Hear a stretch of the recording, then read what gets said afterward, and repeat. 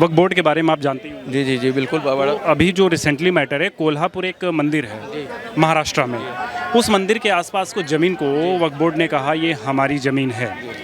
और इसी तरह पहली बार नहीं, ये लगातार हो ही रहा है, आप देख ही रहे हैं। और वर्तमान समय में 8,54,000 एकड़ ज़मीन, 8,54,000 एकड़ ज़मीन है वक्फ बोर्ड पर। क्या किया जाना चाहिए? आधा तकरीबन पंजाब जितनी ज़मीन है वक्फ बोर्ड पे है।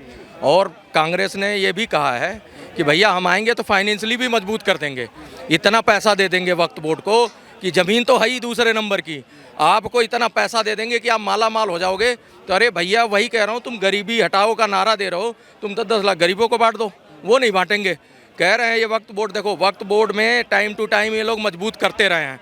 पहले 1954 में नेहरू जी लेके आए थे, जबकि भीमराव अंबेडकर के संविधान में ना वक्फ बोर्ड था, ना पर्सनल लॉ था, ना सरिया था, कुछ नहीं था, सिर्फ संविधान था। लेकिन 1954 में वो वक्फ बोर्ड को ऐड करते हैं कि यहाँ से जो लोग छोड़ के गए उनकी ज़मीनें वक्फ बोर्ड पे रहेंगी, वहाँ से जो छोड़ के आए उनके पे चली गई। फिर उसके बाद जैसे इनकी सरकारें आती रहीं उसको मजबूत करती रहीं। फिर 404 लेके आए राजीव गांधी, उसको और ख़तरनाक बना दिया कि आप पहले तो थोड़ा बहुत लचीला था कि आदमी कंप्लेन भी कर सकता था अदालतों में, अब अदालत में भी नहीं जा सकते।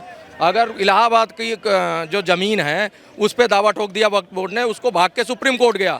सुप्रीम कोर्ट ने कहा वक्फ बोर्ड के ऑफिस जाओ भैया, हाथ जोड़ो, अगर रहम कर लेंगे तो वही हो सकता है। उनके लिए तो कोई कानून नहीं है हमारे संविधान में, तो यहाँ तो कुछ हो नहीं सकता, पटिशन हो नहीं सकती। तो ये है, कल को कह दे कि ये दिल्ली हमारा है ना, तो ये दिल्ली उसी का है, फिर इस पर कोई पटिशन दायर नहीं हो सकती, कोई अदालत नहीं बनी है जिसमें सुनवाई हो जाएगी।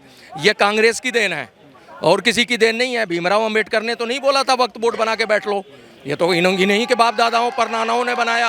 और आज ये हमारे सबसे बड़ा चैलेंज यही है कि आज तो हम हैं, लेकिन 25 साल बाद हमारी पीढ़ी के साथ क्या होगा वो सोचने लायक। ऐसे ही एक केस तमिलनाडु में हुआ था। तमिलनाडु का पूरा गांव ही वक्फ बोर्ड के उसमें आ गया था। रातों रात बोला कि ये गांव जो है वक्फ बोर्ड की ज़मीन है, और वो गांव वाले कहीं भाग के किसी कोर्ट में नहीं जा सकते, कहीं से किसी के आगे गुहार नहीं लगा सकते। एक ही तरीका है, आप वक्फ बोर्ड के ऑफिस जाओ, वहाँ पे आप माफ़ी मांगो, उसको रहम आएगा तो आपकी ज़मीन दे देगा, और नहीं आएगा तो जाओ, आप बेघर हो गए। अपने ही देश में आप सोच लो कितनी बड़ी विडंबना है कि मतलब वक्फ बोर्ड ऐसा वो बना के वर्शिप एक्ट, वक्फ बोर्ड, पर्सनल लॉ, इन चीज़ों का क्या मतलब था? हमारे बाबा साहब ने तो नहीं बनाया था, संविधान में तो ये सब चीज़ें थी ही नहीं। उन्होंने तो समान अधिकार दिया था सबको मौलिक अधिकार दिए थे, समान सबको एक तरह से कानूनी प्रक्रिया में वो स्पेशल स्टेटस तो इन्होंने दिया उनको। तो क्यों दिया भाई, क्या सोच के दिया? यानी तुम्हारी मानसिकता किस तरह की है? इनके एक मंत्री हैं वह मणिशंकर अय्यर, उनका पाकिस्तान प्रेम हर चुनाव में बाहर आ जाता है।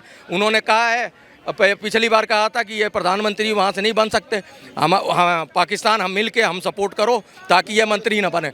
दूसरा चीज़ है, अब की बार जो बयान दिया है वो कहते हैं जी उसके पास परमाणु बम है, तो मोदी जी ने उसके काउंटर में दिया है कि ऐसा है जी हम चूड़ियाँ नहीं पहन रखी, चूड़ियाँ भिजवा देते हैं। समझ रहे हो? तो ये इन्हीं की देन है भाई, देन है। मुझे एक चीज़ और जानना था कि इस जो वक्फ बोर्ड का कानून है, इसमें सुधार होना चाहिए या वक्फ बोर्ड का समाप्त करना चाहिए, क्या लगता है? देखिए, वक्फ बोर्ड को समाप्त करना चाहिए। 401 बहुत ज़रूरी है। अगर आप पे 3/3 बहुमत है तो ये जो इतने कठोर कानून बना के, ये वक्फ बोर्ड हो गया, वर्शिप एक्ट हो गया, यूपीए हो गया, पीए हो गया, उसके बाद ये हो गया 6A, जो रातों रात 60 लाख बांग्लादेशियों को कानून नागरिकता देके राजीव गांधी ने बसा दिया था। ये सारे कानून में संशोधन करने के लिए 401 मांग रहे हैं मोदी जी। 272 नहीं चाहिए भैया, साफ साफ कह रहा हूँ। 272 में रोड बन गए, सारा डेवलपमेंट हो गया, सारी सुख सुविधाएं ठीक हो गई। अब हमें जो है सबको टॉयलेट मिल गया, घर मिल गया, छत मिल गया। अब हमें कानून में जो चेंज करने के लिए 401 चाहिए। हाँ, 401 कानून में चेंज करने के लिए चाहिए। एक जो कानून बदले गए हैं उनको रीस्टोर करने के लिए 401 मांग रहे हैं।